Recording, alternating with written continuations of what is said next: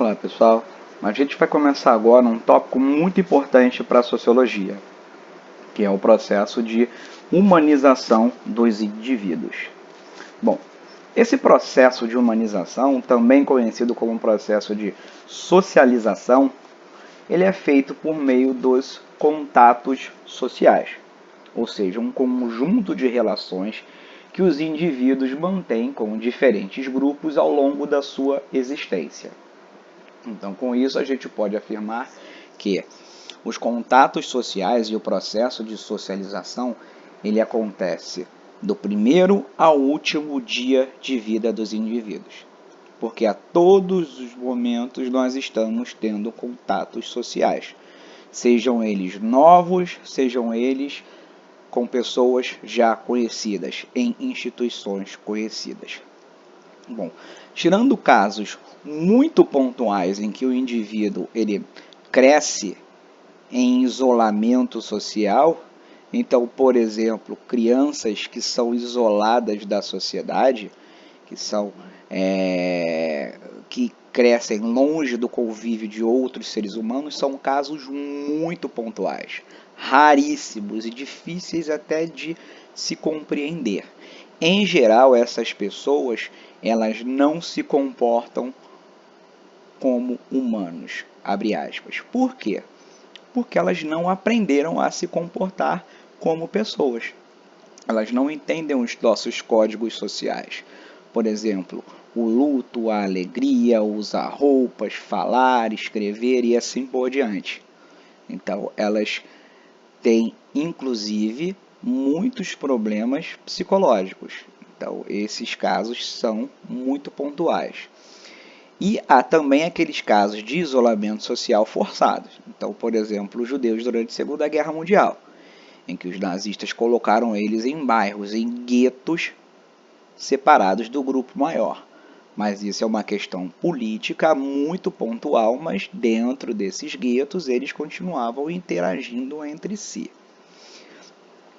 E a principal instituição social responsável pela socialização do indivíduo, por esses contatos primários, a socialização primária, é a família. Então, é a família por meio de contatos afetivos profundos, seja do ponto de vista negativo ou do ponto de vista positivo, que moldam o indivíduo. É a partir do núcleo familiar que aquele indivíduo vai aprender as regras de comportamento da sociedade a qual ele pertence. Então, a família é a primeira instituição responsável por apresentar as regras da sociedade, os valores e assim por diante para o indivíduo. Por que isso é importante? Para o grupo aceitar aquele novo indivíduo como uma pessoa pertencente a esse mesmo grupo, o indivíduo precisa estar socializado. Então, a nossa sociedade ela só reconhece um ser humano, uma pessoa que partilha os mesmos valores que nós. Tudo bem?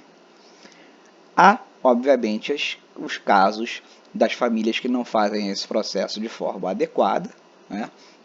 E há também aqueles casos em que as crianças são criadas, por exemplo, em orfanatos.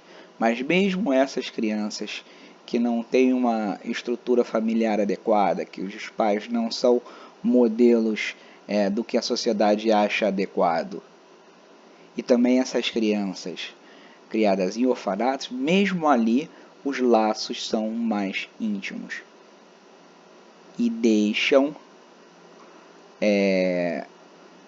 marcas profundas.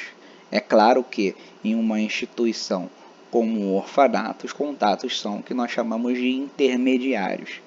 Eles são um meio termo entre o contato formal e o contato pessoal. Bom, a família enquanto instituição, ela muda ao longo do tempo.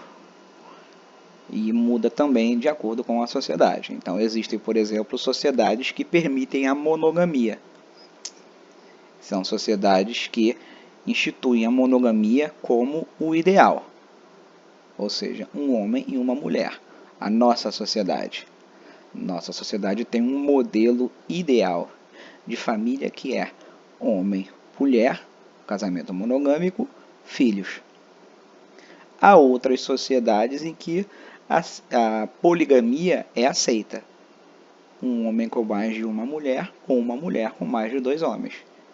E aquele modelo de família, aquele modelo familiar, acaba se tornando diferente do nosso. E a nossa instituição familiar também muda ao longo do tempo.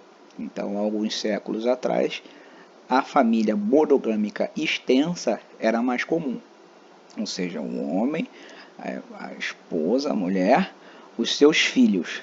As filhas, quando casavam, iam para outro núcleo familiar, pertencente aos seus respectivos maridos, e os filhos, quando casavam, agregavam as suas mulheres ao núcleo familiar do pai. O homem, o patriarca, era a figura mais importante dentro desse núcleo familiar. Bom, existem também os chamados contatos secundários, ou a socialização secundária. Essas são relações formais e impessoais. Em geral, são relações mais distantes. Aqui a gente vê que alguns valores familiares são reforçados. No entanto, o indivíduo ele passa a interagir com pessoas de valores familiares, de valores sociais, com visões de um mundo diferentes. Então, pense, por exemplo, no trabalho. No trabalho, a pessoa ela vai conviver com pessoas, por exemplo, de religiões diferentes, de origens culturais, muitas vezes, diferentes, com visões políticas diferentes, com gostos diferentes. Em geral, no trabalho, as relações são mais formais, são impessoais. A relação entre companheiros de trabalho. É claro que isso pode evoluir para uma amizade, por exemplo, ou dois indivíduos podem se casar, mas, em geral, isso acontece, essas relações são impessoais. E o trabalho é só um exemplo, então existem outros N exemplos de socialização secundária. Então é a partir desse momento que o indivíduo vai ver que a sociedade ela é mais complexa do que o seu núcleo familiar. Existem também os contatos chamados intermediários, ou seja, que eles alternam entre os contatos primários e os contatos secundários. A escola pode ser um exemplo, principalmente para aquela primeira infância. O orfanato pode ser também uma dessas instituições, que tem esse contato intermediário. E como é que se faz essa apresentação do indivíduo? É por meio de educação do seu corpo, de como se comportar, mas principalmente, pessoal, por meio da linguagem.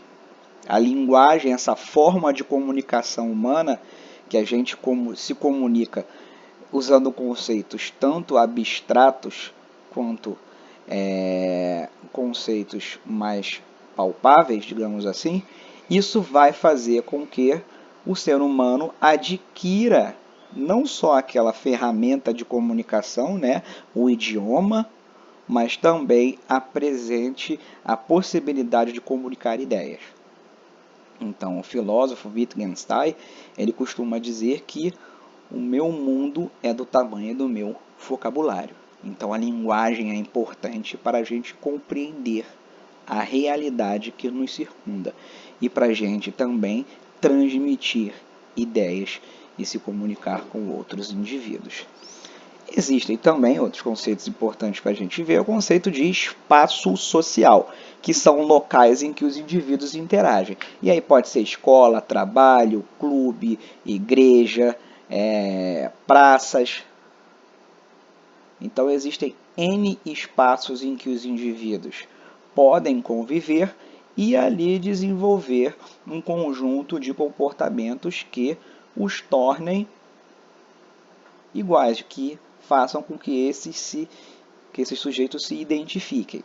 A socialização secundária é importante porque ela também é uma ferramenta, assim como a socialização primária, de construção da identidade do indivíduo. de quem ele é para ele mesmo. A identidade pode ser a identidade individual e também uma identidade social, ou seja, quem o indivíduo é para ele mesmo e quem o indivíduo é para o grupo. Bom, para além da família, existem outras instituições sociais. E é legal a gente dar uma olhada no conceito de instituição social, que elas são um conjunto de regras e valores que são reconhecidos, aceitos e confirmados pela sociedade. A instituição familiar, por exemplo, ela é uma instituição muito importante. Ela controla as vontades individuais e, ao mesmo tempo, ela reproduz a própria hierarquização da sociedade.